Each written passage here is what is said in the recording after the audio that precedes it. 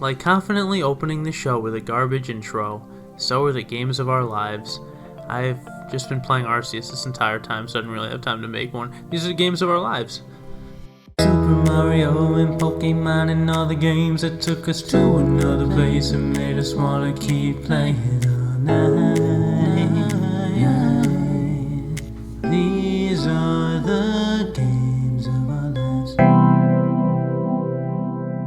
Welcome everybody to the Games of Our Lives podcast. My name is Bill, accompanied as always by the wonderful, the beautiful, the handsome Tony. Hey, come on, you. Tony, what are we talking about today? Oh, we're talking about you. Me? Yeah, this is a special episode. No. Today, Come on. Today is getting to know the host episode. And I'm going to be your host, Tony, and today's host is Bill, actually. So we're going to get to that a little later on. But right now we got some news to get into. But yeah, it's a special episode. We want to let you know a little about each other and or a little bit about ourselves. And by doing that, we're going to be interviewing each other. Actually, I'm going to be interviewing Bill today. So you guys could really get a good understanding of who you're listening to on a weekly basis. Yeah, that was so beautifully said, Tony. Thank you very much for letting the people know what's going on. Yeah, normally you do that right off the rip. That felt weird. It felt good, though. I kind of liked it. Don't get used to it, though.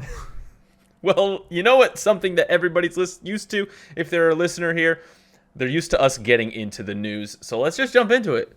I'm in. Before we get in, there's two massive news pieces. One massive news piece.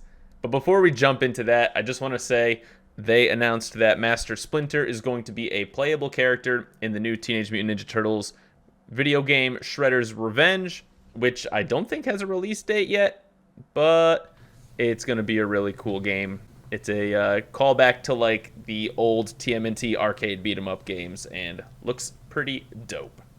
That's awesome. I know you're a big TMNT fan, so I'm sure you're excited for that. Very excited. Have you ever been able to use Master Splinter in any other games before? You know what? Not in any games that I've played. I know that he's probably a playable character in some of the fighting games for TMNT, but I don't think he's ever been a playable character in the beat-em-up games. Cool. So this is new and uncharted territory. I'm pretty excited for it. Cool. You gotta fill us in on how it is when you get it. Absolutely. Now, here's the dealio. Something incredible happened this week, and it was kind of unexpected. It caught me unawares. Tony, I don't know if it caught you unawares. Oh, yeah. But Nintendo had another Direct. You know, a couple of months ago, we talked about the Nintendo Direct that was back in end of November, beginning December. And there's another one already. Feels like we just had one, and everybody's been preoccupied with Pokemon Legends Arceus that it almost was like, Nintendo, hold on. Like, I'm not ready for you yet. And they said, shut up. We're going to give you a lot of good things. Now sit down like a good little child and open up. And that's exactly what we did. We're going to talk about the whole event. I'm going to rip through every title chronologically as they were revealed, and then we can kind of just give our 2 cents on each title. I think that's like the best way to go through it. What do you think? It's perfect. All right, the show opened up. I'm happy that Smash is over because this opening would have been another Fire Emblem character in Smash. However, it is Fire Emblem Warriors 3 Hopes. It looks like it's a follow-up to Fire Emblem 3 Houses in the idea that it's a Warriors game, kind of like Hyrule Warriors. I'm not a huge Warriors fan, but the lore that they go in depth with seems to be pretty insane. Tony, any thoughts? Not too many. I'm also not a big fan of Fire Emblem games or Warrior games, to be honest. Those really miss me. Yeah. So, so that's a quick pass from me, unfortunately. All good. Moving right along, we have Advance Wars 1+2 Reboot Camp, which is a ground-up remake of the first 2 Advance Wars games. That's coming April 8th, which is right around the corner. Kind of a really cool title. I'll probably be getting it. It's a turn-based strategy game. Was on the Game Boy Advance and Nintendo DS, I believe. Did you play this one growing up at all, Tony? I didn't play it, but they look cool to me. I like games like this, and I did own the DS ones for a little bit, but I don't think I have them anymore, and I never played them. Too much so many games on the list. It's hard to get to a game especially a game like that where I'm not super interested in playing it. But in my head, I'm like, yeah, it's good on the shelf. Maybe one day. It's like, never. Right. Next up, we got No Man's Sky coming to the Switch, a game that infamously had a really rocky launch, maybe like 5 or 6 years ago. Now is one of the better games that you can find, just with all the work they've put into it. Coming summer 2022. Never played the game myself, but a cool title. Son of a bitch, miss me again. That's strike 3. You're out, Tony. But here, wait. Let's change sports. Let's talk about a little soccer. Oh, all right. Maybe a little Mario Strikers Battle League may wet your lips there. Soaking wet. I never actually take 2. The answer will not change. I heard that and I was just, are you kidding me? And it's so good because on this show, I've talked about how my game nights include Mario Strikers for the GameCube, and this looks like the exact same.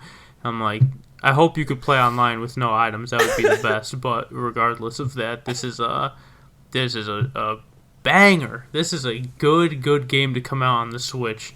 I'm saying a lot of misses right now, but I actually have I want to say something pretty heavy.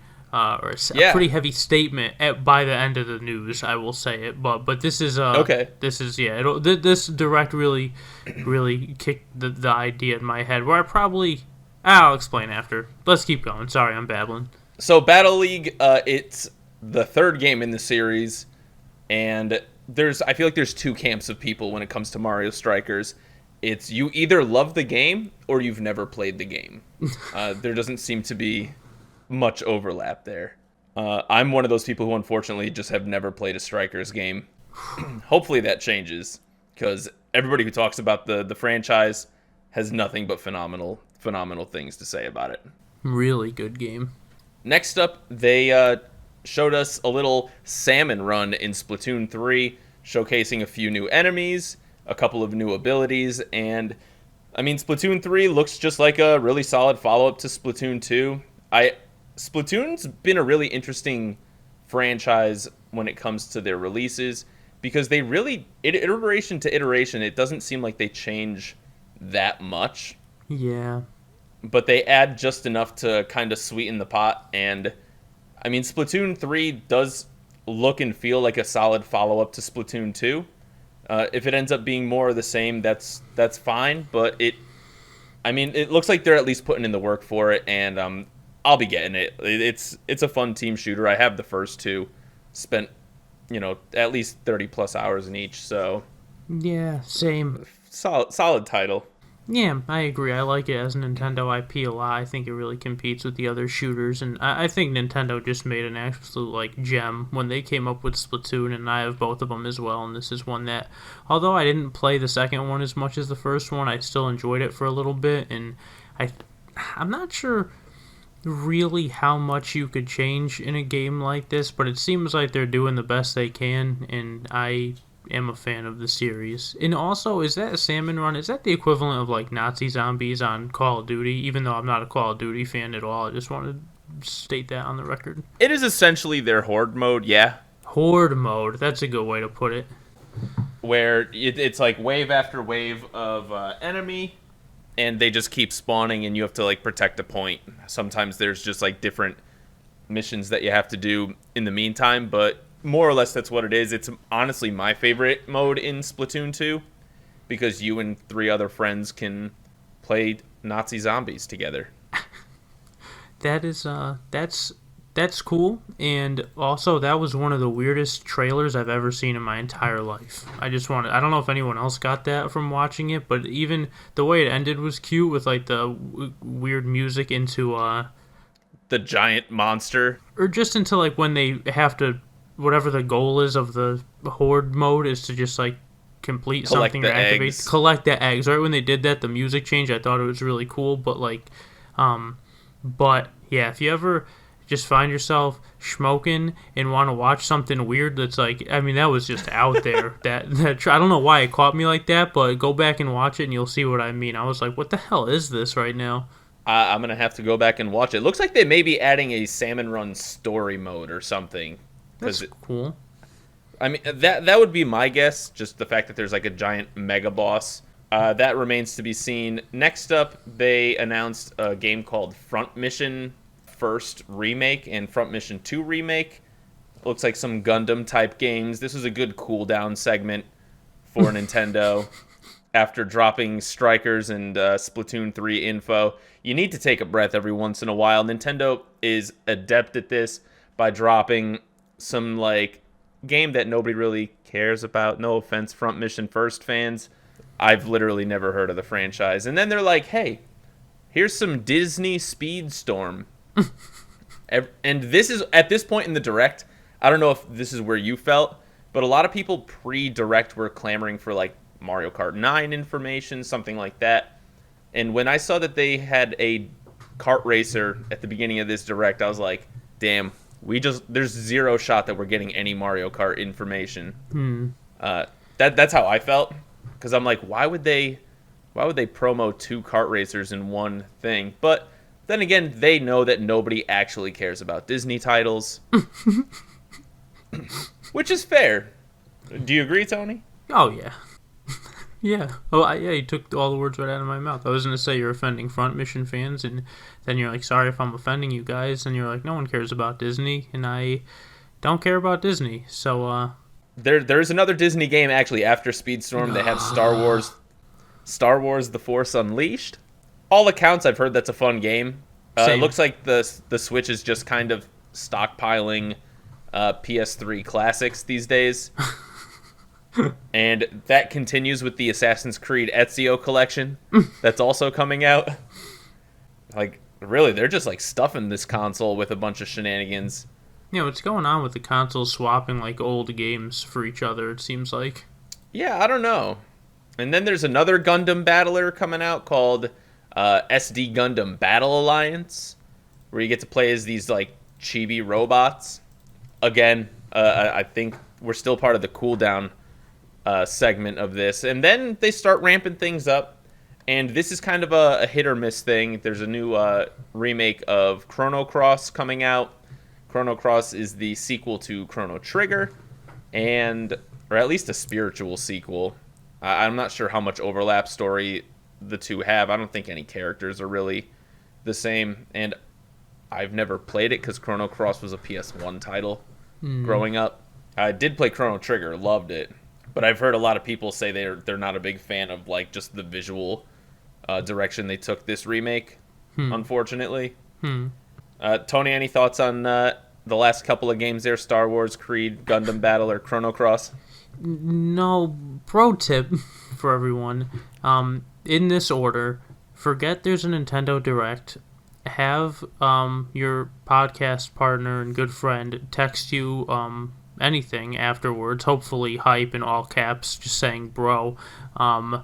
Watch the Direct and skip through the games that you don't care about. And I could say pretty confidently I skipped through, just, clicking another minute, I skipped pretty much through everything that all of like past 4 games until I saw the Chrono stuff, and then I was like, oh, what's this? Oh, okay, I'm not a huge fan, and I probably have said on this podcast that I'm really kicking myself for not picking up Chrono Trigger for the DS when it was like $25-$30, because I had many opportunities to, and now it's like $100.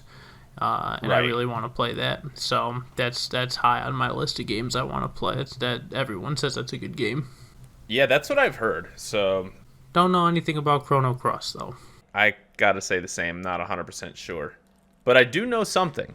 I think the whole world fell in love back on February 9th, and they fell in love with a character called Kirby. Kirby and the Forgotten Land announced that they have a new mechanic for the game. And it is called Mouthful, where Kirby inhales something so big that he himself cannot digest it. Oh, Kirby, like a car. Like a car. I gotcha. And it shows Kirby eating a car, a vending machine, some water, a handful of things, and he's got like different abilities through those that he can use to do whatever he's got to do in this Kirby and the Forgotten Land game. This is actually one of the games that I'm probably most hype about over the next like 3 months. Me too. Very, very hype on this game. Game looks cool. Not only does Kirby have the ability to use these mouthful abilities, he also has the ability to upgrade his abilities throughout the course of the game. So good. Which is really cool. That's something that Kirby's never done. So I wonder what kind of experience this is going to be. It seems really, really, really fun. Yeah, very, very, a lot of potential. Very excited for this title. I can't wait. There's a day one buy for me. Absolutely a day one buy. Unlike MLB The Show 22, unfortunately. What? Sorry, baseball fans, but MLB The Show 22, not here for it. Same. Also not here for Kingdom Hearts Integrum Masterpiece. Anything that has to do with Kingdom Hearts using cloud saves is going to be bad, plus the price point for this game is absolutely ridiculous. It's like $70 for the collection. Jeez. Yeah, and you can just buy like the HD version on like PS4 for like $20. So, oh, that's shit. Yeah, don't waste your money. They're really doing a terrible job rolling out Kingdom Hearts for Nintendo, and I strongly suggest everybody avoiding it just because it's gonna just be dumb. Whose fault do you think that is? Sony's or Nintendo's or both? It's so weird. I think it's a little bit of both. I think the thing is they're trying something kind of new with this. Nintendo hasn't really done these like cloud service games before, and I think they thought that they were going to hit it out of the park with this Kingdom Hearts, but from all accounts, it's just shaping up to be a disaster. So I don't know. It's kind of weird, and it's hard to like say Nintendo's truly at fault here or solely at fault because there's still like 50 other things we're going to talk about today that are awesome. Yeah, I kind of skipped through this. I got a little hype when I saw it, and I was like, oh, well, I skipped to the end, and when I saw Cloud, I was like, oh, they put Cloud from Final Fantasy and Kingdom Hearts, everyone's going to be hype, and it was like, no, it's a save thing. It actually said that to me, and I was like, oh, I don't care about this at all now. Yeah, it's forever over now. Yeah, I don't even use the iCloud on my iPhone. You know, I'm just like, I don't care. I don't know. That stuff just like misses me. And $70, you could have said it was $10. I'd be like, I don't care about that. Exactly. But do you care about Klonoa? Yeah, I like Klonoa. Well, the only one I played was shit for the Wii, but aside from that, I like the character, and I think the GBA games have potential. And yeah, it's a character that I like, a franchise that I think I've just like found at the store for a good deal when it was hyped for the Wii and had some good experiences with it, so that's why I like it. But that has nothing to do with, you know, gameplay, and from all the gameplay I've experienced, it's pretty shit. So I am excited for it. I think it's a good title to have on there. Now, what is Klonoa, a 2D platformer or a 3D platformer? Yeah, it's like a 2D side scroller, I think, for the most part. I think you go up and down too. I mean, it's not so linear. Okay, all right. Interesting. Like I saw it and I was like, that's kind of cool. Here's Nintendo adding more stuff. It is the Portal Companion Collection. You got Portal 1 and 2. Dude, that's big. It's cool. That's insane. I don't know. I already own it for Steam, so it's like I feel less hype about it. But it is cool. Like, Portal's an awesome game. Portal 2 is an incredible game. It is cool that they're coming to the Switch. I really like that move. Yeah, and I don't think it's a bad move at all. All they got to do now is bring Left 4 Dead to the Switch. And we're all set. Next, Nintendo announced a remake of a pretty interesting looking game. The game is called Live Alive, or Live Alive. Live Alive? Live Alive? Look alive, boy. Get your sentences straight. Come on now. Well, I can't because I'm too enthralled by this game. It is such a unique aesthetic for this game. It looks like it's 2D sprites in a 3D world, and it has big like Super Nintendo RPG energy. I don't even know what kind of game it is. I don't know if it's an RPG. I don't know if it's a beat 'em up. I don't know if it's a platformer, but the game looks cool as hell. It's right up my alley. I'm definitely gonna look into this game. It comes out in July. It's weird. I'm intrigued. I wanna see more of it. Is this the one that looks like Chrono Trigger? Those Yes. sprites? Okay, yeah, I kind of skipped through that. I was like, that's good. Yeah, I was That's like, fair. maybe hype, and then I was like, I don't think Yeah. it's going to be. But I could see why you would think that. Yeah, I mean, I'm a big Super Nintendo RPG boy as it is, so. Well, your interview's coming soon. But next up, we've got one of the more hype announcements. If Strikers Battle was the first uber hype announcement, this was the second uber hype announcement. This is Nintendo Switch Sports, baby. Baby! So we had Nintendo Sports, or we had Wii Sports. We actually talked about it a few episodes ago, and Wii Sports Resort. And now Nintendo Switch has a sports title. It almost feels like weird that they haven't come out with this sooner, just because it just feels like of course this is a thing. Of course this should have come out already. You know, we got Wii Bowling is back, Wii Tennis is back. We've got badminton, volleyball, soccer, and Shambara, which I think is the new name for swordplay. And a DLC coming out in the early fall with golf. I mean, what's not to love? If you like Wii Sports, it's a $40 title they already announced. It's going to be really solid. They're going to have a little demo running from the 18th through the 20th of February. I like it. I think it's great. I'm in love with the fact that it's only a $40 title. What are your thoughts on this game, Tony? Yeah, I completely agree with everything you said. I think it's I actually think it's a good time for it to drop too. You know, I think Wii Sports Club for Wii U got drastically overlooked, as did everything for the Wii U. But this is, you release this around launch, I'm not sure. Maybe it becomes like a 1-2 switch kind of thing that I've never played, but I'm like, oh yeah, that's still a game that I should play. You know, so now that they drop it like all these years later, it's like, oh, okay. Oh yeah, Wii Sports. I think they're doing a good job with the timing, and I am excited about it because, you know, it's Switch Sports, baby. It's gonna be, what's not to like about Wii Sports, but for the Switch and with other Shambada. It's true. Was it called Swordplay in the old one, or was it called Chambara? I don't ever remember playing that on another one, unless it was on like the Wii Sports Resort that I didn't have. It was in the resort, yeah. Gotcha. Yeah, I've only played with so many swords, Bill. One at a time. Next up, we've got Taiko no Tatsujin Rhythm Festival, a rhythm game featuring the adorable bongo boy himself, Don-chan, who is a staple in Mario Kart arcade titles. I honestly thought that I thought this was the Mario Kart announcement. When I saw him, I was like, oh, this guy's in Mario Kart arcade. This must be a Mario Kart announcement. But no, it's a rhythm game that's coming out for the Nintendo Switch. And they were touting a really solid lineup of songs, including Megalovania from Undertale. If you like rhythm games, you're probably going to like this. Just seems like a good rhythm game. Tony? Yeah, they come out once in a while. It's nice that the Switch is getting one as well. Seems fun. Haven't played it. I never knew the name of this franchise, and I still really don't. I think there's one on the Wii. Yeah, there's one on the Wii. There's other ones too, I think, but there some come with drum sets and whatnot. But you know, I'm sure it's fun. But Bit Trip is the best rhythm game in Guitar Heroes and stuff. So this one I think gets swept under the rug, unfortunately.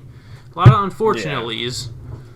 Next up, which is I think fortunate. I haven't played it yet, but Triangle Strategy has a prologue demo that's coming out that features chapters 1, 2, and 3, and the game itself, I think, still is TBD on a release date, but available now. You can download the first 3 chapters of the game, which is pretty cool, I think. I played the demo. I liked the demo back. It had to have been 6 months to a year ago now that the demo was released initially. It is like a tactics strategy game. Seems pretty solid. It's got that same kind of 2D sprite on a 3D field aesthetic. Time will tell. I'm still shiny hunting in Legends Arceus, so... It ain't gonna happen anytime soon, but, you know, it do be like that sometimes. Yeah, maybe it'll be good. I think they're trying something new and they want to hook people in, so they're like, oh yeah, we'll give you a free sample of the game. Here, play 3 chapters of it. If you like it, you do. If you don't, then at least, we gave you something new to try. As someone who played the original demo, I think it's really smart they're doing this because the demo was kind of felt like a little for me. Yeah. But they drop you smack in the middle of a story that you're already in over your head about, and I think they did a poor job presenting Triangle Strategy. So I want to see how they do with this. It'll be interesting. Yeah. Well, good luck. I'll probably never play it. Fair enough. Are you going to ever play this game? Cuphead, The Delicious Last Course, the DLC coming out for Cuphead, featuring a handful of new boss fights and Chalice Girl. I've never, but have always wanted to play Cuphead. I've heard really, really good things about it, and it's just always been on my list. One of those games that also gets swept under the rug, unfortunately. I don't know, I just don't go on the eShop. If something doesn't come out physically, I'm just done. I'm just alright, this is a game, what's it for? Oh, it's online. I just get really confused and then I never play it, but I've heard good things. I'm sure it's downloadable on the Switch. I don't know, I played Cuphead, never beat it. You like it? It was fun. It was really fun. Okay. I just it's one of those games where the more you play it, the more you develop muscle memory for it. Gotcha. And I feel like it's been long enough since I played the game where I've kind of lost that muscle memory. Gotcha. And it's do I really want to relearn all that just for a DLC thing? TBD. Well, here's another thing that came out. Pretty cool. If you own Metroid Dread, there's 2 new difficulty settings coming out. They are announcing a Rookie mode and a Dread mode. Rookie mode is a little bit easier than the easy mode, or I guess the normal mode. And Dread mode is a one-hit kills you mode. Oof. And I think that's pretty solid. Definitely a cool idea. They're going to be adding a boss rush later in the year. Should be solid. I like the addition. Don't know what else they could add to a game like that, so it seemed pretty good. Yeah, I like it a lot. That's a game I feel like they should hold close to their chest and be proud of it, because people have been really wanting a good Metroid game for a very long time, and I think they finally delivered on that, and now they're giving you a little extra to enjoy with the game, and I really support that. They want people to just be you like this game, well, now it's a little harder, more challenges, it's not over for you yet. You know what else isn't over? Our love for Earthbound. Yes, dude, so hype when I saw this. This is the first time Earthbound is coming to a Nintendo console since, I want to say, the Wii Shop. Mm-hmm. And Earthbound Beginnings is also coming out. Still waiting on that Mother 3 drop. Still has not been released in the West yet officially. And this is a good first step. Earthbound coming to Switch Online is a huge, huge thing, I think. It's already available if you have Switch Online. And Earthbound Beginnings, the prequel. Tony, you gonna get Switch Online so you can play Earthbound? Oh, you need to get the Plus? No, you don't. You just need Switch Online. That's it? Yeah. If I didn't have it, because it's part of the SNES thing, I think. Oh, I was under the assumption that's what it was, but the way you just asked me, I was like, oh wait, is my online not enough? But that's so nice to add. That is just a real gem of a game to let people that have online play. I love Earthbound, and I've been looking for a physical cart for a while because I stupidly sold mine. I had one, I sold it, and then it went up like every other video game ever made for Nintendo. But I'm very happy I could play. I could actually stream it now because it's literally right off my Switch, and I could enjoy Earthbound again without having to spend $300. Is that what it's worth right now? Yeah. Dang, I have that. That's cool as hell. Actually, I have to say, I got it as a gift from our friend Matt. Oh, what a nice years gift. ago. What a guy. Tip of the hat to Matty. Forever tip of the hat to Matt. Just absolute gentleman and scholar and wonderful human being. Love that man. Next up, we have, get ready. This one was a big announcement. I nearly lost my mind. Zombie Army 4 Dead War. Oh! I honestly don't even remember this announcement. This is a quick skip through. Don't remember this one. Don't remember Getsu Fumaden, Undying Moon. Don't remember Demon Slayer Kimetsu no Yaiba, the Hinokami Chronicles. Don't remember Lego Brawls. Don't remember 2 Point Campus. Sounds good to me. Which leads us to my favorite announcement of the day. Tony, would you agree? Yes. So, Nintendo announced as what I thought was here's our last little ditty. They announced that Mario Kart Deluxe 8 Mario Kart 8 Deluxe, would be revealing a booster course pass, which is basically a season pass that you can buy that unlocks over the next 2 years 48 new Mario Kart 8 Deluxe tracks. And I'm pretty sure all of them are going to be courses that are being remade from the ground up from old titles. I don't know how many original tracks there's going to be, but still 48 tracks. That's a big number, Tony. Bro. And the first set of tracks comes out in March, and it's $25 or free if you have Switch Online Plus or Switch Online Pro. And dang it, looks good, sounds good. No matter which way you dice it, this is a win. This is a huge win. Well, we got Coconut Mauled. Got Choco Mountain. We got Choco Mountain. We got 8 new courses coming up, and 3 of which are from Mario Kart Tour, and the other 5 are from previous Mario Kart titles. I think that's awesome. I think it's really cool that Nintendo is putting this out. Mario Kart 8, already one of the best titles on the Nintendo Switch, even though it's an 8-year-old game from the Wii U. It is just making a game that has it's genius. This game has the largest install base probably of any game on any active console right now. The install base is about 50% on the Switch with this game. I don't know any other game that comes close to that kind of presence on a console, but 50% install base is insane. And by tying this to the new Switch Online Pro or Switch Online Plus, it is a slam dunk reason to get it if you haven't gotten it already. This caters to the largest number of people that Nintendo could possibly cater to. And if this isn't going to get people buying Switch Online Pro, then not much will. Because this is it. I'm very happy for this. I'm super excited. Over the next 2 years, I'm going to be playing a lot more Mario Kart 8 Deluxe. Tony, what are your thoughts? Same, completely agree. It's so weird because even though Mario Kart 8 and Deluxe have been out for so long, it still feels like, what do you want to change about that game? Almost nothing, right? It's like one of the best Mario Karts ever made. It's just like a unbelievable game. The idea of working on a new Mario Kart just doesn't, like, okay, I'm sure they would kill it if they did that. It'd be a really good job.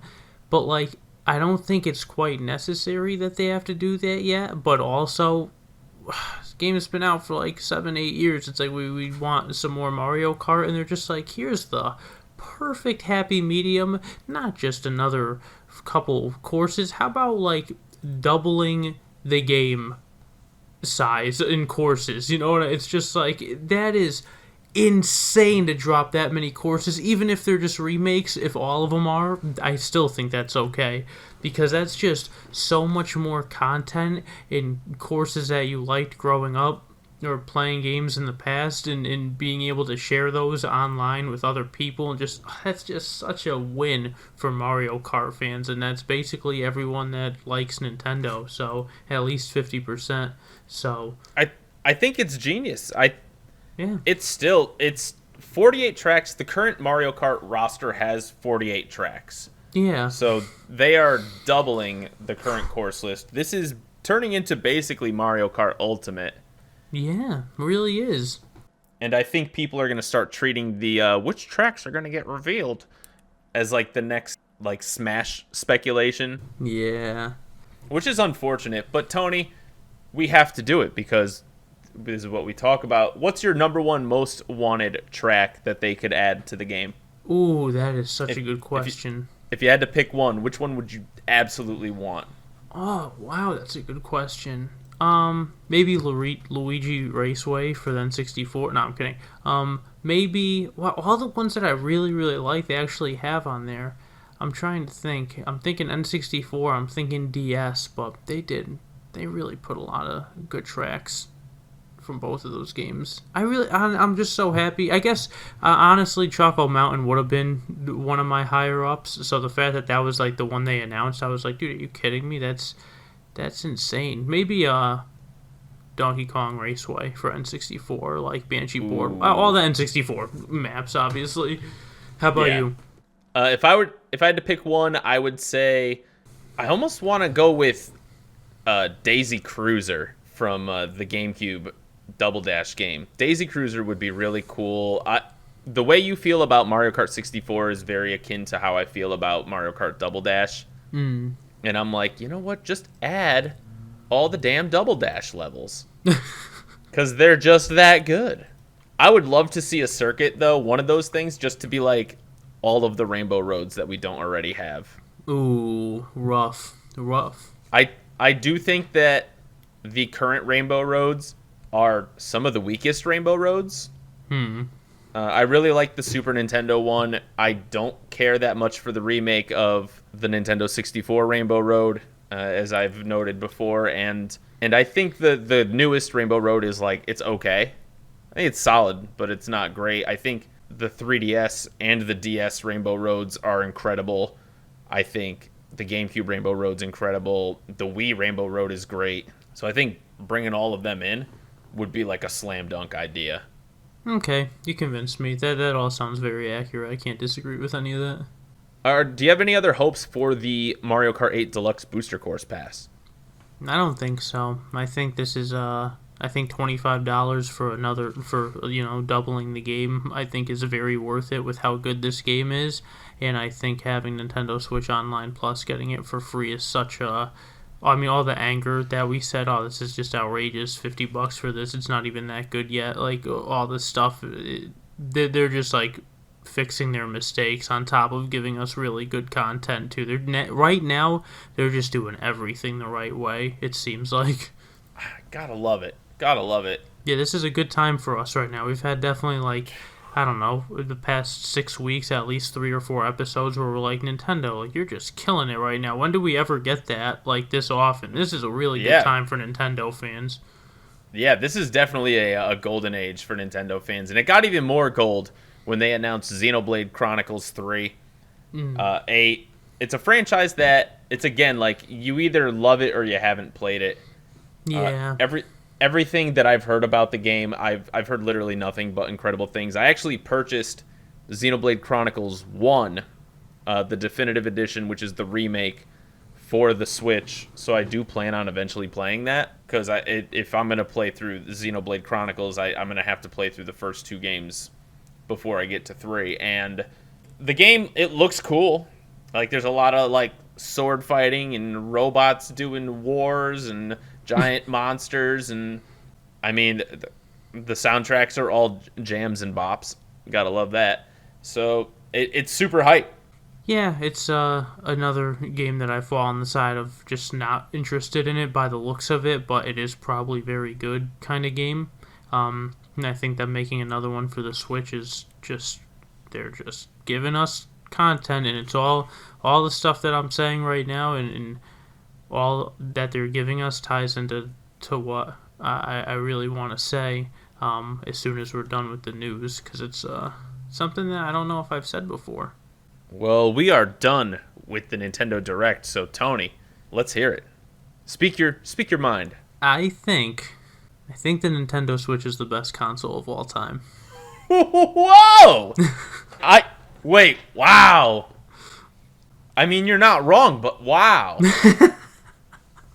Hold on, I'm trying to think, and it's hurting my brain.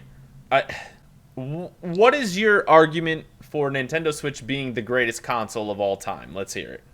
I made a list, similar to a early episode Smash Brothers list, but legitimate, even though that one was completely legitimate. I don't want to hear anyone disagree with that. I'm here for the Chrysler Sebring still. Like, Chrysler Sebring for Smash when? Dude, I get dozens of emails asking about the Chrysler Sebring stuff, but I never answer them because they're all in my dreams.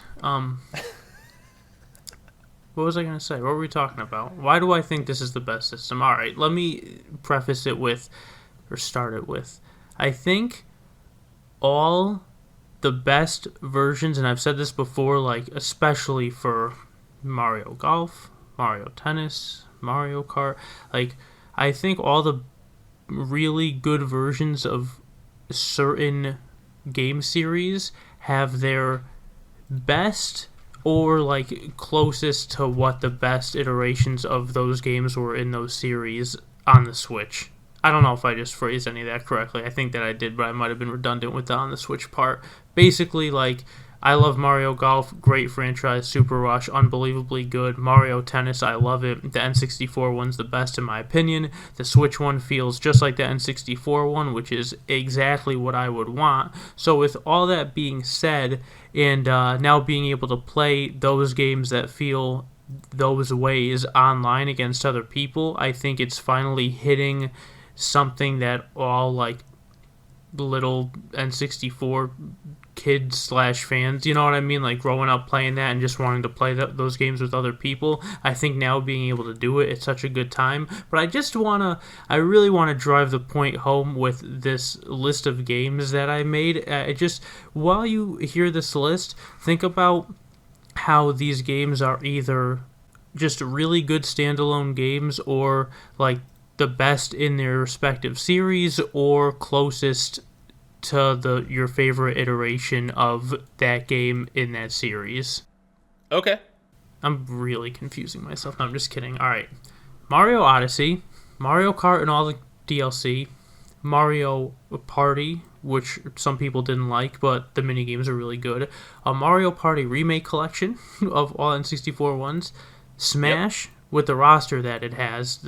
Just being the ultimate game doing things I don't know, whoever would have thought a game like that with those characters would be out. Mario Golf, Mario Tennis, a Paper Mario, the 3D All-Stars collection. You have Breath of the Wild from Zelda, even though it was on the Wii U, but I'm sure it's better on the Switch. More Zelda games. I'm not a big Zelda fan, but you know, all like Cadence of Hyrule and all the Hyrule Warriors, all that stuff. Pokemon Let's Go was a good smash-up, Let's Go was a good smash-up between Kanto and Pokemon Go. Sword and Shield and Diamond Pearl, not that good, but Pokemon Snap 2, the Switch got, and Arceus. So this is like all stuff that's up my alley. I'm just like, how is this real? And I'm playing it online, enjoying it with other people. Not Pokemon Snap, but you still can. Good Metroid, Splatoon 2 and 3 as far as shooters go, because that's like the only thing Nintendo's ever lacked. A WarioWare game, a Bomberman launch title, and Bomberman Online. A main series Yoshi game, Sonic Mania, 2 dual packs, one has Monkey Ball, a new Monkey Ball, 2 No More Heroes games, Yooka-Laylee, which is close to Banjo-Kazooie, a good solid Kirby title, and an additional open world, unbelievably good looking Kirby game. The new Xenoblade, all the stuff that they announced is so good. Dragon Quest, a Luigi's Mansion game, a Mario Maker. How about Animal Crossing? Like, and even stuff that's on other platforms that we still have, like Shovel Knight, Undertale, Hollow Knight, Pokemon Unite, Need for Speed Burnout. Like, the Switch has everything that any fan of any game would like, and it has literally all of them, and they're online, and it's fluent in the it's just like, that's my point. Now that they're getting Mario Strikers, and they have N64 and like the virtual console stuff like the NES, SNES, Genesis Online, and a Switch Sports, like from all those consoles, you are taking the best of everything, packing them into a good console, and just like letting the fun and the time just run rampant. And that is I think a very solid argument for why it is, and I don't want anyone to hear that and go, oh, what is he talking about? That shit is very possible. Yeah, I'm trying to, I've been thinking about what other consoles would be even considered runners-up, and given everything, the like sheer number of titles, the accessibility, the innovation that each system brought in their due time. I think that I have two competitors, and by the way, you're like dead on with a lot of this. Like, the Nintendo Switch is the greatest Nintendo console of all time. Hands down, it's not debatable. It's just the best Nintendo system, period. And the two consoles that I think give the Switch historically a run for its money. Now, the Switch is the 5th highest selling video game console of all time. I think if you reduce that to home consoles, it becomes number 3. The Nintendo DS is the 2nd highest selling of all time. My two arguments would be the console that did this the closest to the Nintendo Switch about 10 years ago was the Xbox 360. I think the Xbox 360 kind of had it all as well. Just kind of had like every title, like obviously, just like if it wasn't a Nintendo title, it found its way to the Xbox 360. So at the dawn of the internet era, I think the Xbox 360 kind of was that console. And then even before that, during the pre-internet era, I think the PS2 might have been like that console that just like had every game on it, like some of the best of their franchises. And I think you have to just look at it in historical context. I think right now, the best console is the Switch. But I wonder, when you put them up in historical context, I wonder how they stack up compared to the... I would say like the PS2 is like the number one contender. I think the PS2 was an incredible console. I didn't even own a PS2 growing up, and I am a Nintendo fanboy, and I think what the PS2 offered was absolutely just wild. But I think pound for pound right now, you might be onto something saying the Switch is the greatest console of all time, especially with the current titles and the future titles. We still have a new freaking Zelda on the horizon. Yeah, you're right about everything that you said. I also was a Nintendo fanboy growing up. I am very biased towards them, so I could say with much confidence it's definitely the best Nintendo system to ever come out. But being biased, that's basically saying it's the best system of all time, and I don't have a lot of experience with PS2 and Xbox entirety. It's an entirety to me. I like Halo. That's the only reason I had an Xbox, and Crimson Skies for like a couple weeks, maybe Battlefield or something. But aside from that, I can't really speak for PS2 or for 360. But I've heard, people absolutely love PS2, so I can see why it would be one of the best of all time. That's probably the biggest contender. I completely agree with you. What do you guys think, you listeners? Let us know on, Twitter or YouTube, where we upload these thoughts. You can find us at Games of Our Pod on Twitter, and you can find us at Games of Our Lives on YouTube. So let us know.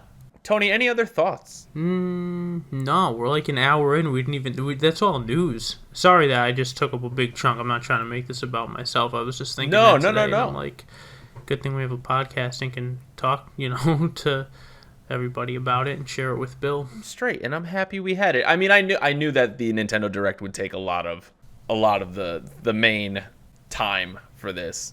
Yeah, it was a good one, but you're not getting out of this interview easy. Don't worry, it's gonna take a solid amount of time, weeks maybe, years, hopefully. Guys, gals, and non-binary pals, we are at the main event for today's episode, and that is the interview of Bill. Getting to know your hosts. Y'all didn't see, but I did a little dance when Tony sung that. I'm not gonna lie. That's cool. So Tony, what's going on here? Explain to the people what's happening. I'm gonna interview you. I didn't look up any interview questions. These are all things that I thought of that I thought would be good to help the people who listen get to know you a little bit better. I just did the Myers-Briggs personality test last night, so I would love for you to... I'm just going to ask you a lot of questions from that, because it's kind What did you score for that? Defender. Ooh. How about you? So I've taken the test probably, like, since that 16 Personalities website came out. Yeah. I've probably taken the test like 5 or 6 times, and I always land between two. I land between the entertainer and the console. Interesting. I have So not read what they all mean, but for anyone that's listening, I would say, that's an ESFJ/ESFP. Well, that's a good way to know. I think that test, and I took it about a year ago and got the Defender, and then took it last night and got it again. And I think it's pretty spot on with mostly everything, So I think that's a good way to judge people's personalities. And I think if anyone wants to know any of that side of Bill, you can go look up the EEB, ESRB thing, that the numbers he just said, and go figure whatever they are and go learn about that. But these are my questions. These are all completely original. No, I'm just kidding. Yeah, this is your host, Bill, that does the podcast with me. You guys we just talk about games, whatever's coming up, and we definitely get our opinions in. But now I want to try to help everyone take a look into little Billy's brain and why he thinks the way that he does and how he feels about certain things. So if you're ready, I would love to get this started, baby. Hi. I mean, yeah, no, I'm ready for it. Let's fire away. All right, here we go. Welcome to the interview. We are here with the fabulous, wonderful, charming Bill. But I want to start light, if that's okay. So that's fine. What's your favorite color? Favorite color is purple. Dude, really? Me too. It's a good color. Love purple. Do you believe in the death penalty? Do I believe in the death penalty? No, I do not. Why not? Because we don't have extra lives. There's no respawn IRL. And that's not a risk I'm willing to take. What if I'm framed for double, triple, quadruple genocide? I can't take that risk. I'm not going to try to speak it into existence, and that's why I'm against it. Wow, I really put that second after saying start light in hopes that you would laugh and not answer me, but that's a very, very clean answer. Thank you for that. Hey, you're asking the questions, you're going to get answers. I'm taking it seriously. Let's go. All right, this is going to be fun. No, just kidding. It was going to be fun anyway. Now, could you give us a little background of yourself? Like, what did you like as a kid besides games? Like, how, what your first consoles were, and, like, did you like, what kind of TV did you watch? If you watched it, were you into sports as a kid? Just, take us back a little bit. Little Bill. All right, here's the story of Little Bill. Little Bill grew up with a controller in his hand. My father had a Nintendo Entertainment System, and as early as the age of 2, he would hand me the controller and have me cut shrubs while he was doing stuff. So he would have rupees and things like that in Zelda. And I grew up, kind of in my dad's video game shadow for the first few years, and that's kind of where I got hooked on it, and I eventually replaced my father with a Super Nintendo as a parent figure, and that kind of just snowballed into where I am today. As far as the games that I played most as a wee lad, I played a lot of DuckTales on the NES. There was a game called Dragon Spirit that I played a lot of. This was like a top-down shooter. Played a lot of Super Mario Brothers 2. And then when it came to Super Nintendo time, played a lot of Mario RPG, Final Fantasy 4. As far as television growing up, I don't know, I watched all the cartoons. All the cartoons. Including Pokemon. Pokemon was probably my favorite cartoon growing up. I remember sticking a cassette into the VCR and recording Saturday morning cartoons if we ever had to leave the house for something. So I would come home and watch Saturday morning cartoons on VHS that I recorded. Yeah, as far as growing up my fondest video game memories, I think one of my favorite memories growing up in regards to video games is between the ages of maybe 10 and 15. Myself, my sister, and my cousin, we all played the OG Pokemon games together for the most part. Specifically Gen 2, Gen 3, and Gen 4.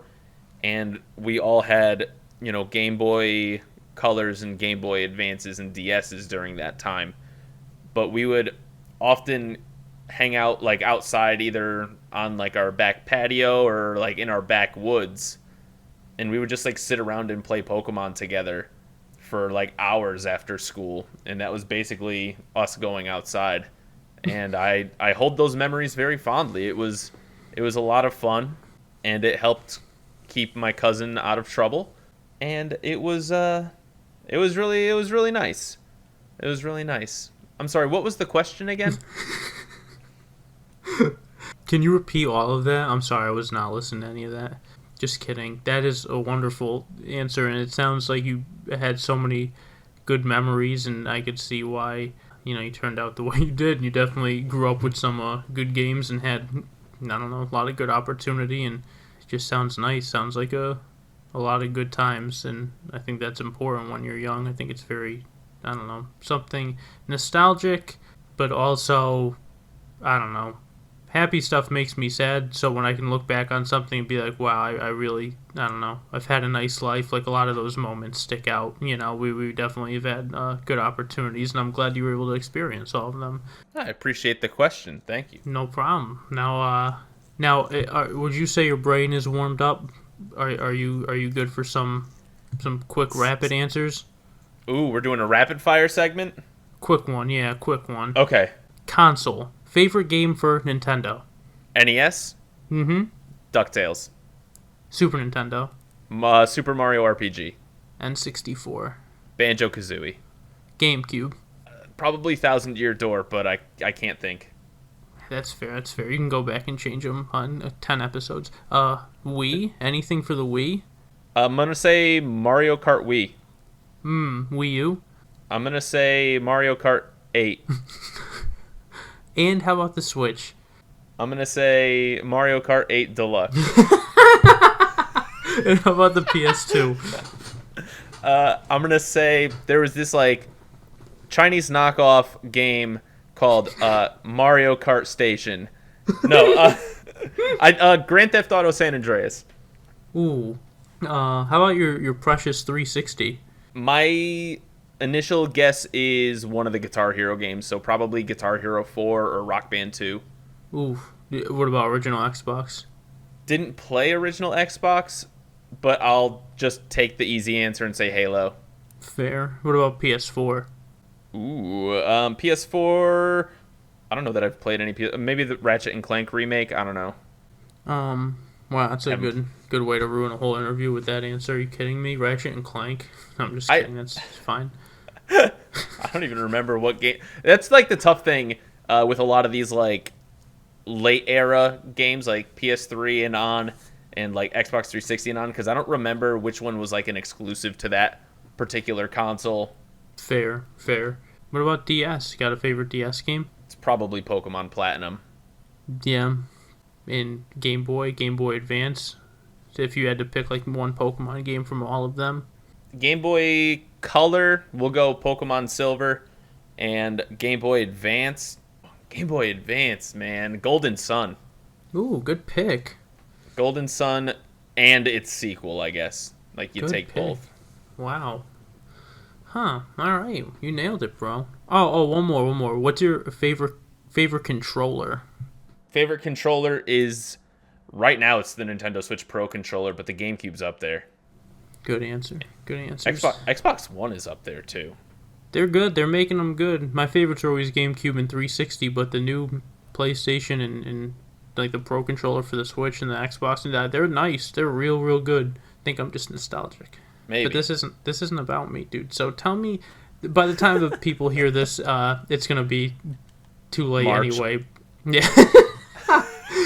So if you predict right, unfortunately, everyone is gonna think that we're liars if either one of us do. But Super Bowl Sunday's in 2 days. Who do you like? What do you think the score's gonna be? So I'm rooting for the Bengals, but I am taking the Rams to win 30-28. Wow, close game. Yeah, I have. I like the Rams. I think the Rams are gonna win. I have them winning at 3-0. No, I'm just kidding. I think they're gonna win. Close game. No, no. Actually, I do think it's gonna be close, but I'm gonna say 24-17. I think the Bengals are gonna get a garbage time touchdown, and then the Rams are gonna seal it up. But all right, I can see that happening. Yeah, I think you're a big football guy, so I wanted to throw that in there. Absolutely love football. Do you like football? It was my night. No, I'm just kidding. You got your name, your Twitter handle, your Twitch, everything that you've done for as long as I've known is Bill the Fajita. Where did that name come from? So my original YouTube handle when I was doing Let's Plays and first making content for the internet, I was actually Chicken Fajita 12. 12 is my favorite number, so that was where that number came from. But Chicken Fajita, I was literally watching an episode of Family Guy, and Peter Griffin is going through a drive-thru, and he's like, "Yeah, I'd like 10,000 chicken fajitas." And I was literally just like, I had no idea what to name myself, and I was watching that, and I was like, I'll be Chicken Fajita 12. Like, that's it. And then over time, you try to clean up your username and get rid of any numbers and stuff, and make it more personal. So I went from Chicken Fajita 12 to Bill the Fajita over the last 3 or 4 years. You like it? It's all right. It's got my name and it's got fajitas still, so 6 out of 10. You heard it from him. He doesn't even like his name, ladies and gentlemen. A non-binary Edelman. Now, I remember back in the day when you were Chicken Fajita 12, you had a big following on YouTube. You had 10,000 subscribers, I think. But now you've kind of had a revamp of with Bill the Fajita coming back into streaming and still pursuing everything. What happened in between? So, as my content creation was getting kind of rolling, I was also in school for nursing, and I had to kind of make a call to really do the nursing stuff or really focus more on the gaming content stuff. And I chose to go with the nursing stuff. I don't regret it at all.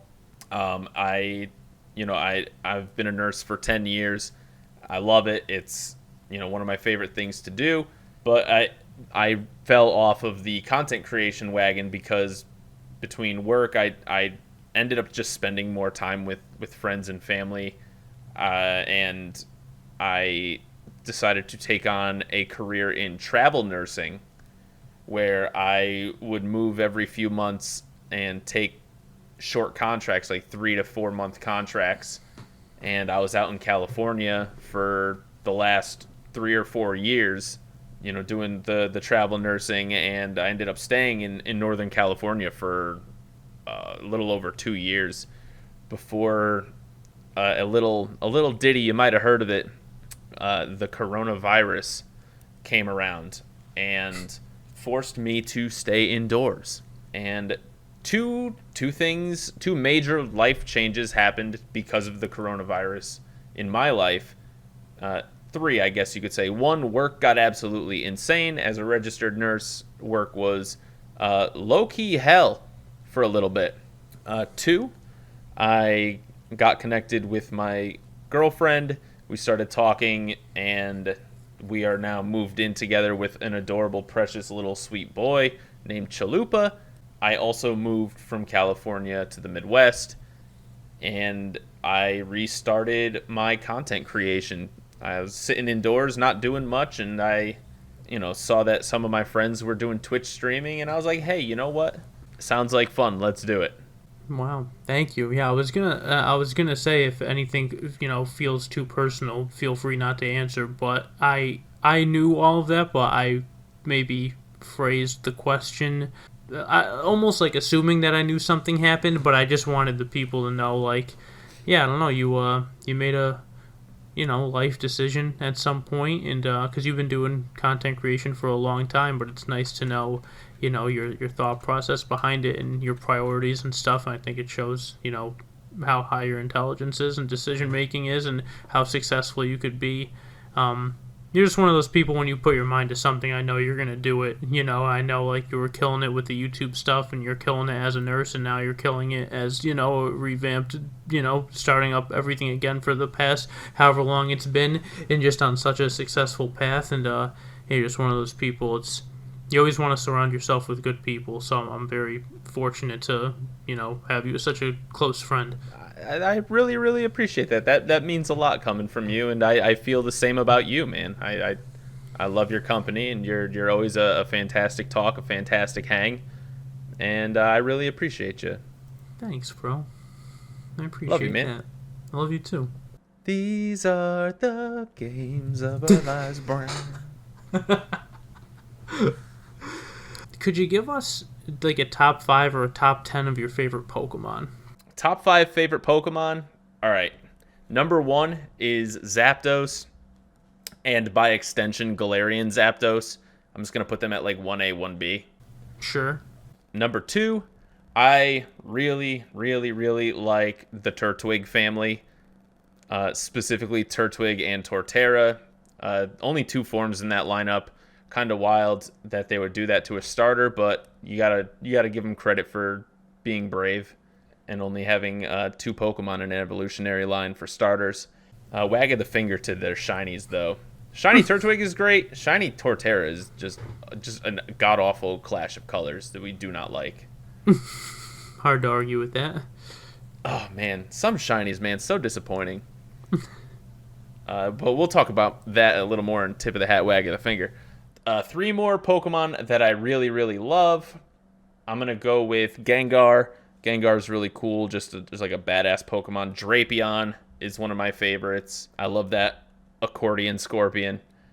And to round out the top 5, let's go with... I'm going to go with Crobat. I've really grown to love Crobat over the last, maybe half decade. I never really used Crobat up until relatively recently, but he's kind of a badass. I agree. I love Crobat. Crobat's in my top 25, top 35 or something like that, but I do like Crobat a lot. Just got my shiny in Arceus. Good answers. I think such a big Pokemon fan, it's cool to, everyone has their favorite in their top favorite list and whatnot, so it's always good to get in a Pokemon player's head a little bit. Yeah. Alright, so this next one, I actually got this off your Twitter. I did a little homework, and I just wanted to get like a more in-depth explanation of what this means. But you tweeted this, and I quote, "I have a serious problem with anybody whose nationality, religious views, and or worldly beliefs differ from mine, and I would love for someone to ask me why so I could open their expletive eyes." Why would you say something like that? Well, there's a lot of people that come after me because they think that Generation 6 is the best generation of Pokemon, and I just can't let something like that go by idly. Okay. So this is actually more about Pokemon fans and them thinking that anything after Gen 3 is better than anything from the first 3 generations. And that's really where that energy comes from. Okay. I think that's what I meant by that tweet. But that is absolutely real and not totally made up. But that doesn't really cover like the religious views or the nationality. You really feel that way about everybody that disagrees with you? Yeah, if you're from Galar, you can kick rocks, you Galarian nerd. No. Like, hate that nationality. And then wow. And religion, like, you believe that Arceus is real? Like, are you kidding me? We are Mewtwo family, alrighty? Jeez, that is did not expect you to be so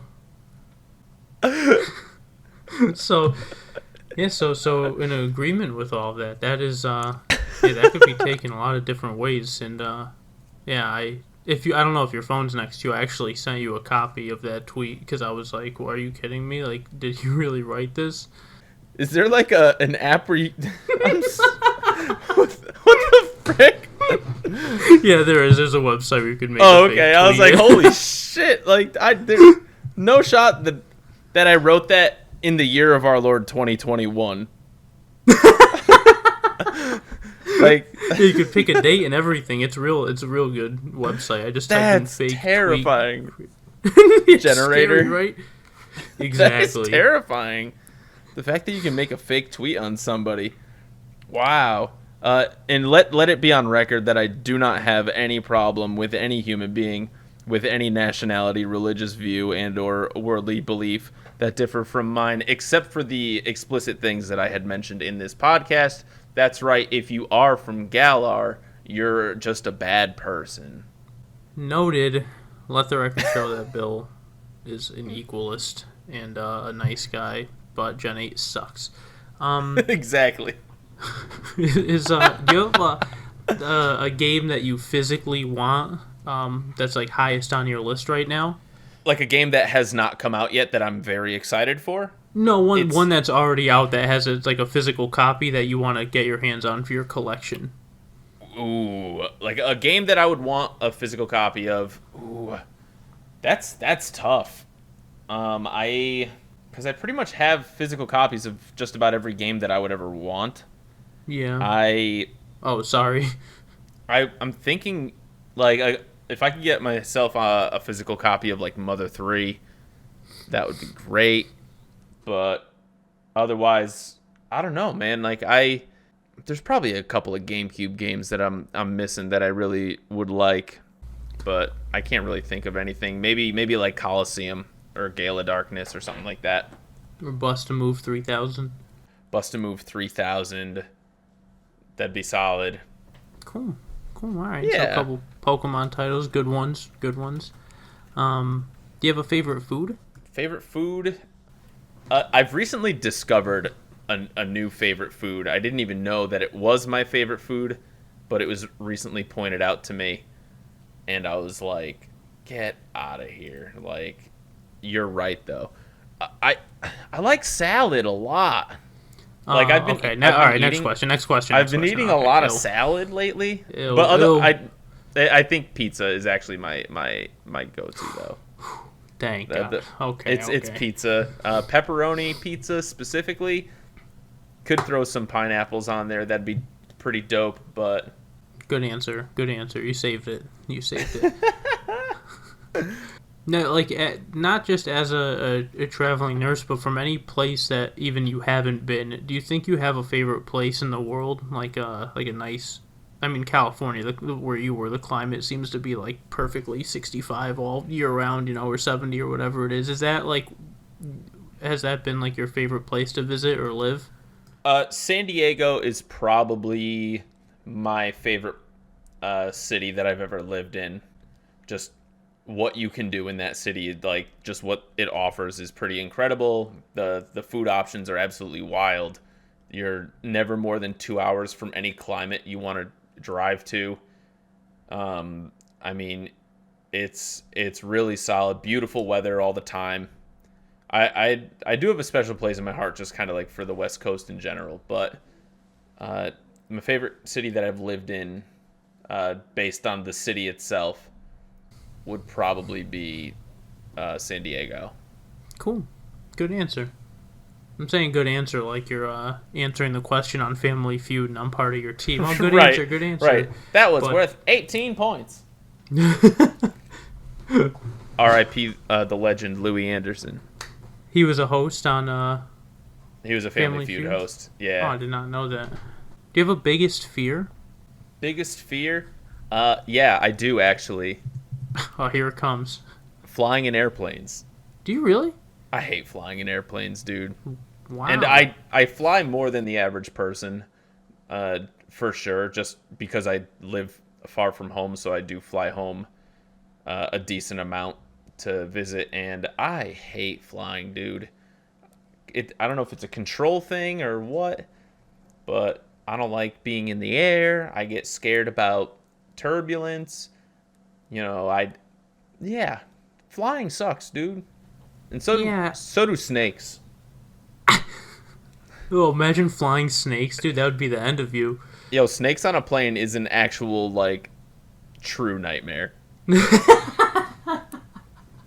Yeah, flying can be scary. They say it's the safest form of travel, but I don't know. Mankind has come a long way, and it does seem pretty safe. But the concept is scary, and I'm someone that doesn't like rides at the amusement parks, so I completely see where you're coming from. Oh, I hate roller coasters, dude. Hate them.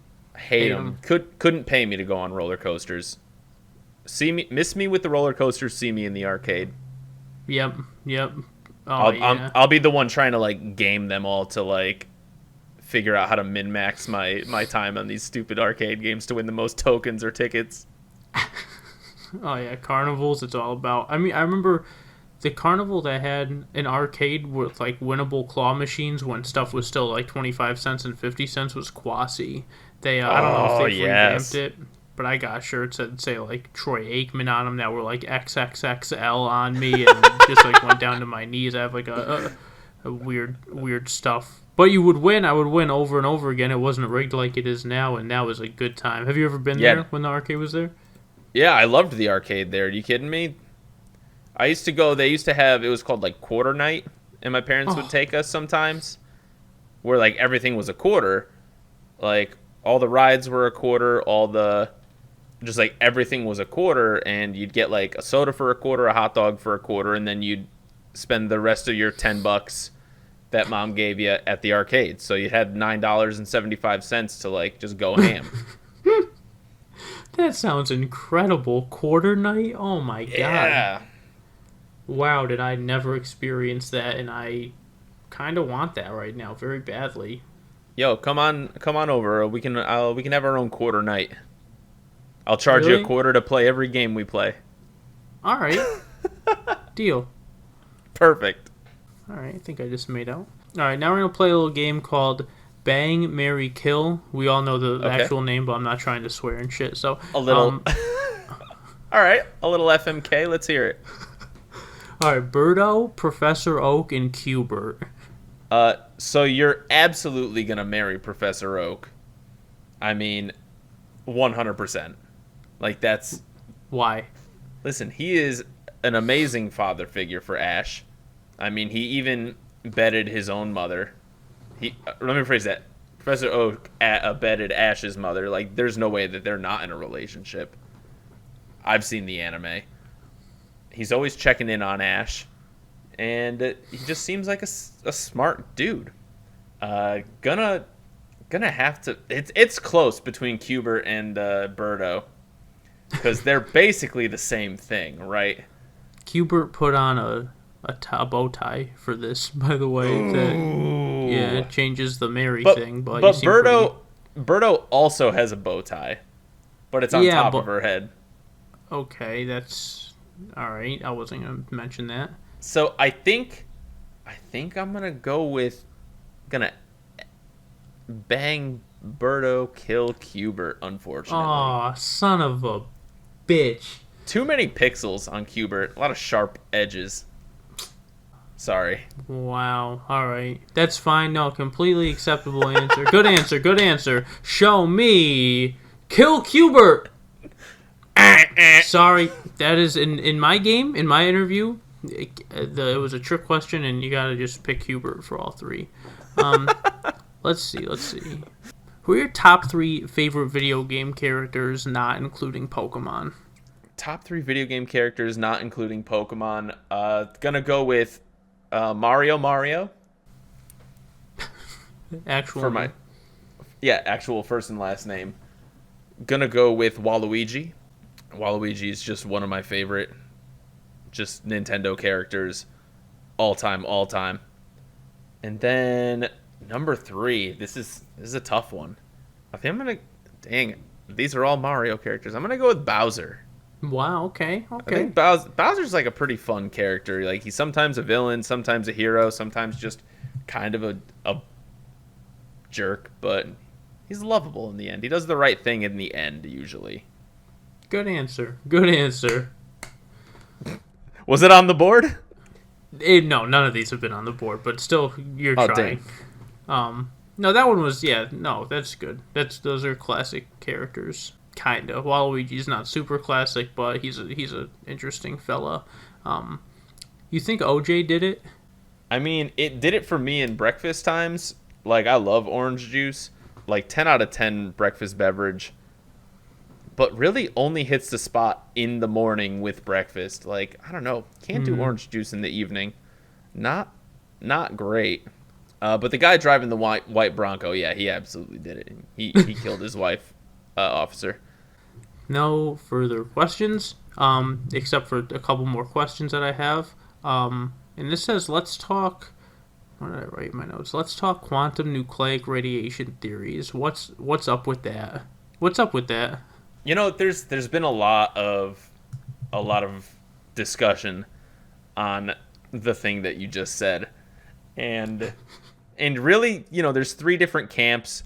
You have Noah Syngargagan's theory of lamppost relativity. You have Ginglebump Digglehorn's obvious and, you know, very warranted discussions on how TED Talks apply to quantum malarkey. And then, you know, I don't have to mention the third thing, but we all know. That's we all know.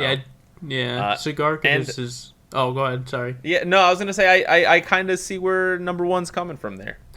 Yeah, no, I think they all have some truth to their theories, but also I could see why people would, you know, just feel the way they do about them, more or less. So, you know, Bachelor number 1, 2, or 3, I guess, we're on GSN today. You have any favorite movies? Favorite movie is Step Brothers. Is it really? It is. Wow. Okay. Always good for a giggle. I haven't seen it all the way through. I'm actually really not a Will Ferrell fan, so I love John C. Reilly, but yeah, I feel badly saying this. If you're not supposed to say something nice, don't say it at all, right? But yeah, I'm just not a Will Ferrell fan. That's fair. He's not for everybody. Or anybody. But final question. I'm just kidding. He's a nice guy, I'm sure. Do you think gaming in the coming years will be all digital? And if you do you like that idea? I don't think it will.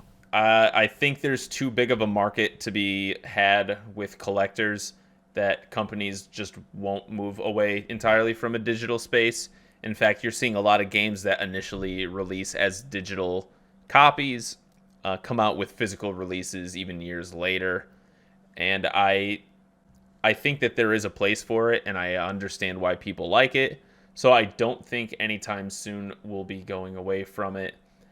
However, I think the majority of people will probably move to a digital library of games. Just for convenience sake, it's tough to display, 200 video games. Just even storage alone, Yeah. Like I have like 4 hard copy Nintendo Switch games in my life, and I hate it. Like, that's too many. And I actually kick myself because I have a physical copy of Mario Kart 8 Deluxe and not a digital copy. Like, I wish I had a digital copy instead. Really? Yeah, 100%. And I wish that if this is one thing I wish Nintendo did. If you have a physical copy of a game and it's registered to your name, you should be able to just download a digital version of that game. Then can't you sell the physical copy, though, and then no one would ever be able to play that copy again because it's linked to your name, or when someone registers it, then it becomes unassociated from your account? I don't care what happens to the person after me. This is a question all about me. Gotcha. Sorry. And me wanting a gosh dang digital copy of Mario Kart 8 Deluxe. I think we're going to end the interview segment on that. I really appreciate the interview that you've performed today. I thought the questions were very well thought out. I really appreciate you asking these questions. I am excited to make more Games of Our Lives episodes with you, Tony. And it is the highlight of my week in the video game realm. I really appreciate having you here with me, experiencing the world of gaming together. Well, thank you. That means a lot to me, and I feel the same way. I always look forward to doing the podcast, and it's nice the whole process, everything about it is nice. The phone call before and just catching up for a little bit, and than just discussing games and what's on our mind. It's a very good outlet of, and also a good way to stay on top of stuff and just feel like I'm more in the video game world, which is my favorite place to be, one of them. So it's just Absolutely. a nice way to stay connected with, a good friend in a good world. I think, when you start getting isolated with games, I think that's where it becomes more toxic and less fun sometimes, potentially. But when I'm texting a bunch of different people about, Arceus, and we're just discussing shiny stuff, it's just like gaming is so good right now, and being able to do this and talk about it is just fantastic, and doing it with you is even better. So yeah, thank you for doing this. Now we look forward to our time. Any tips of the hat, Tone? I got one tip of the hat to my friend at GameStop, who actually I asked him if anyone called dibs, or if you could call dibs on the Legends Arceus poster hanging in the front, and he messaged me and said, yeah, when it comes down, it's all yours. And yeah, they didn't take it down, but he had another one in the back, so I have a humongous Legends Arceus poster, and big shout out to him. That's awesome. Yeah, that's yeah. I'm so happy I have that. Just because I love the game so much, I'm like, any promo item I could have of it now, I would absolutely love, and have a lot of posters. So I'm just like, I'm so happy to have it. It'll be on my Instagram soon. Oh, awesome! Cannot wait to see that. How about you? Tipping on anything? Ooh, tip of the hat. I don't know. I don't have any tip. I got nothing. I got no tips of the hat. Dude, there's nothing wrong with that. Tip to you for coming up with some really solid questions. Oh, thank you. Yeah, I thought about them on my lunch break today. I was like, all right, let me really hit Bill with some. I want to get some funny stuff in there, even though I was laughing through what I thought was the funniest thing, because I just can't control myself like a little kid. I want to try some mix-ups and some, I don't know, different non-gaming stuff and deeper stuff and not so deep stuff and game stuff. I don't know. I hope to do good. I feel like I could use some practice, but hopefully it was good enough. And after you have the episode interviewing me, which is probably going to be a nightmare for you, because I, despite the fact that I have scared. a well, I get too, philosophical with everything sometimes, I think. So if you ask me one generic question, it's going to turn into, I do think this, and because, sometimes I start babbling a lot. So I'm sorry in advance to everybody, including you, but luckily that's not for a little bit. Any wags? A couple, maybe a month ago, we got Chinese food, and I got a fortune cookie. I can't describe it any better than it's just a fortune cookie, and on the plastic wrapper there's a little girl on it. Okay. And inside that fortune cookie there's I can't even call it a fortune. I mean, that's just not true. It literally says on one side there is blue oceans in your future or something, and then on the back of the piece of paper there's an advertisement for a cruise. That's so weird. Yeah, that's crazy. That's just destroying an ancient Chinese prophecy in the worst way. On the damn fortune cookie, really? First I read it and I was like, oh, okay, I'll see blue, whatever. That's not really a good one. And then I saw the ad. I was like, wow, they put an advertisement on the back of the fortune cookie. Now that is such shit. And then I realized the fortune was just completely correlational with the advertisement on the back. And I was like, dude, that is one of the scummiest things I've ever seen in my life, I think, honestly. Yeah, oh man, I'd be so annoyed. That's something you always look forward to at the end of a Chinese food takeout night, right? The fortune. Exactly, of course. Did you ever play that fortune cookie game growing up where you would it's called Fortunes in Bed, where you'd read the fortune, but that at the end of it you'd say in bed? Oh, I forgot about that. That was a fun little fortune cookie game. You will die alone in bed. Nice. Well, I remember as a kid this actually happened to me. We got Chinese food, and I took the fortune cookie, and instead of opening the plastic and just cracking it, in the middle, I just crunched the whole thing in the palm of my hand, and there was no fortune inside the cookie, and I was convinced that shit was magic. I was like, yo, I just tampered with something. You can't break it like that. I'm like, how the hell did that work? It was, and you're a little kid, so you really believe that? I'm like, dude, what the hell? That just stuck with me forever. But then I started crushing more, and there were, fortunes inside, so... Of course. Yeah, that's just the Guardians messing with a little kid, I think. But, yeah, you got any wags this week? I do have a wag. I actually have a wag at the Pokemon Company. What? For what? I know, we've been doing nothing but tipping our hats like crazy, because Pokemon Legends Arceus is just like a 10 out of 10 video game experience. However... I'm at the point in the game now where I've been doing literally nothing but shiny hunting. And it's been a really fun time. I love catching shinies. It's totally cool. However, I'm going to wag my finger at the fact that some shiny Pokemon are like a quarter of an eighth of a 16th of a shade different than their regular color. And that's bull honky. Grade A, prime bull honky. Shiny Gengar should be like a totally different color. It should be like white or, I don't know, green. I don't know, just something like opposite of purple. But no, he goes from dark purple to slightly... He looks like, just like, if you ever played a video game where like the player 2 is just like a slightly shadowed version of the player 1 if you pick the same fighter or something, that's what it looks like. Like, it looks like the player 2 in Super Smash Brothers, but you both pick Donkey Kong. It's just like, Donkey's just like a little darker. Like, they just turned the darkness knob, like, up one click. Wagging the finger to that. Like, look at Lucario. That dude goes from a blue furry to a yellow furry.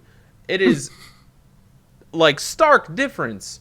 And then you have, like, Garchomp, who's arguably one of the most badass Pokemon that exists. Like, a shark dragon? Are you kidding me? Dude's a nightmare. Shiny Garchomp doesn't look... I think it's actually just the same color. I don't think it actually is different. I think they just make it do a sparkle when it enters, and they're like, nah, this is good.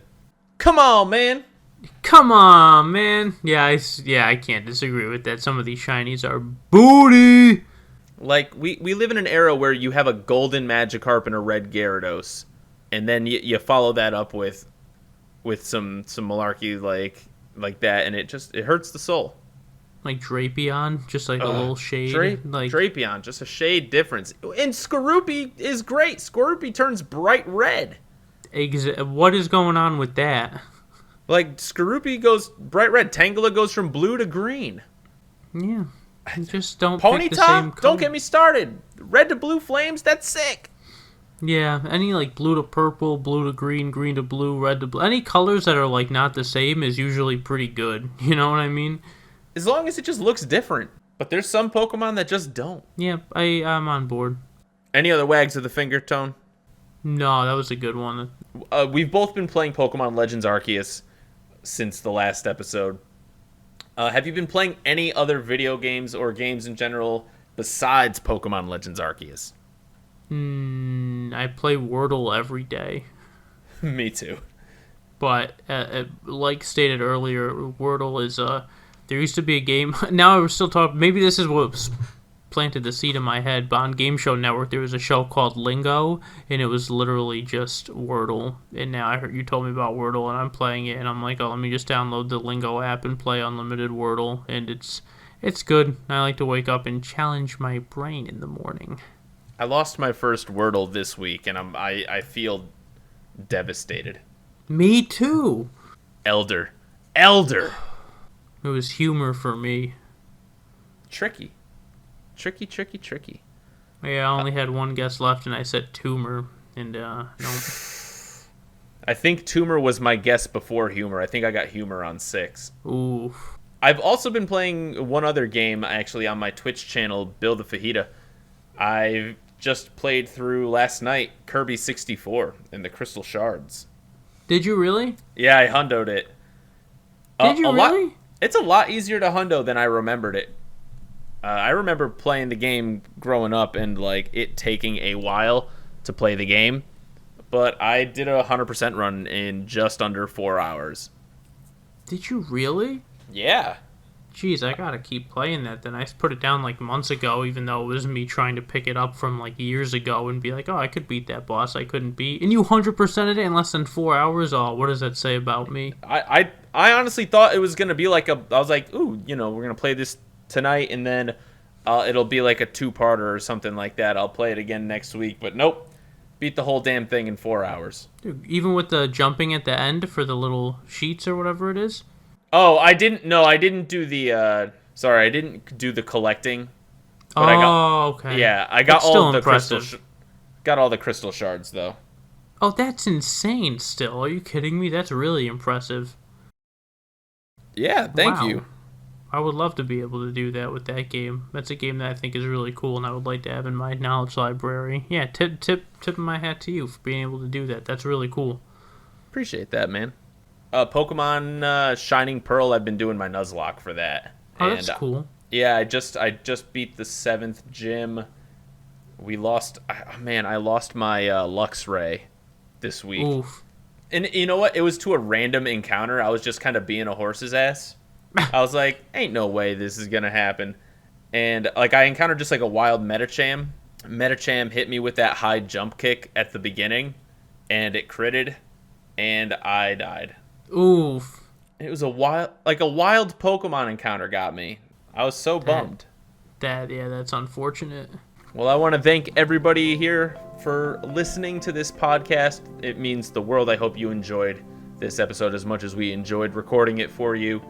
Let us know what your favorite parts of the Nintendo Direct were. You can find us on all streaming services, by the way, iTunes, Spotify, Google, Captivate, and YouTube.